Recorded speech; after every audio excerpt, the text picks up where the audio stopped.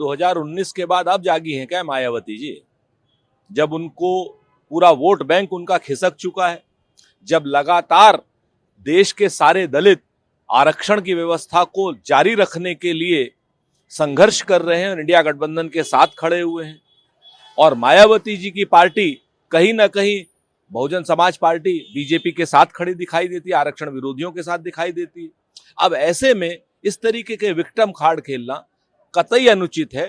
मायावती जी, जमीन पर काम करिए, आरक्षण के पक्ष में काम करिए, देश के संविधान को बचाने के लिए ताकतों के, जो संविधान बचाने वाली ताकतें, उनके साथ आइए। इस तरीके की बयानबाजी से कुछ नहीं मिलेगा।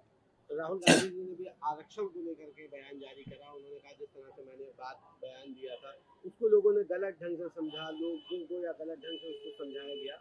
मैं आरक्षण के पक्ष में हूँ, कांग्रेस कभी भी आरक्षण के खिलाफ। देखिए, भारतीय जनता पार्टी के लोग जो हैं हमेशा श्री राहुल गांधी जी को मिसकोट करने में माहिर हैं। या तो वो पढ़े लिखे नहीं है, या उनके मानसिक इलाज की आवश्यकता है, और या फिर वो सिर्फ संघ शास्त्री हैं, तर्क शास्त्री नहीं है।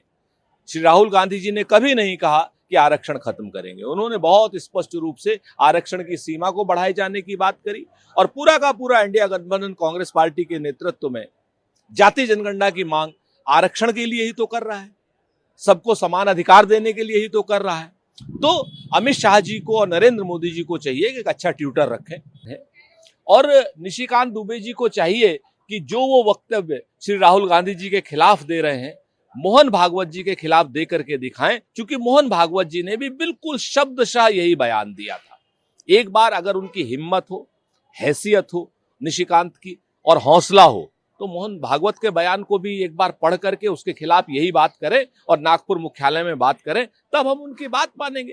राहुल गांधी का विरोध भारतीय जनता पार्टी के बेरोजगार लोगों के लिए खाने कमाने का एक धंधा बन गया है।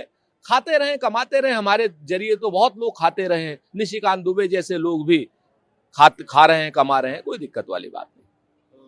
समूह के नेता बनने की ओर भारतीय जनता पार्टी के बड़े नेता कर रहे हैं। कल जिस तरीके से भारतीय जनता पार्टी के पूर्व विधायक मारवाह ने राहुल गांधी जी को धमकी दी और कहा कि तुम्हारा हशर भी तुम्हारी दादी जैसा कर देंगे, इस पर आपकी टिप्पणी क्या होगी? आप संवैधानिक पद पर हैं, संवैधानिक पद प्रमुख है, मैं आपको कुछ ज्यादा नहीं कहना चाहता, लेकिन अगर राहुल गांधी जी का कोई भी बयान राष्ट्रद्रोह की श्रेणी में आता है तो आपको बयानबाजी करने की जगह FIR करने का अधिकार है। कानून का रास्ता अपनाइए। ये जो भारतीय जनता पार्टी के बेरोजगार नेता थेथराई कर रहे हैं, चरण चुंबक थे अंग्रेजों की चाटुकारिता करने में लिप्त थे, अंग्रेजों की सेना में लोगों को भर्ती कराने में लिप्त थे। तो ऐसी कोई बात न करें आदरणीय योगी जी, जो बात भारतीय जनता पार्टी के पुरखों की तरफ जाए। कांग्रेस पार्टी ने बलिदान दिए, एक पाकिस्तान के, दो पाकिस्तान के, दो प्रधानमंत्री देश पर शहीद हुए हैं। कांग्रेस पार्टी के हजारों लाखों कार्यकर्ताओं ने सालों की जेल काटी है। भारतीय जनता पार्टी के, संघ के या जनसंघ के किस आदमी ने जेल काटी आजादी के आंदोलन में? बताएंगे आप जरा सा? आपका इतिहास, भारतीय जनता पार्टी का इतिहास दागी है, आपका इतिहास शर्म करने लायक है, और कांग्रेस का इतिहास गर्व करने लायक है।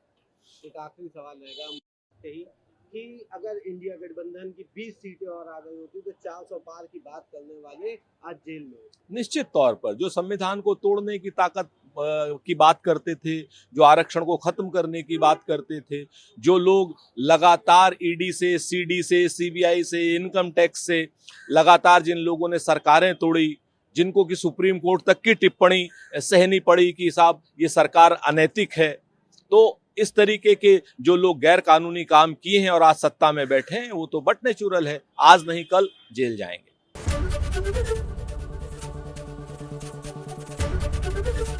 ABP गंगा, खबर आपकी, जुबान आपकी।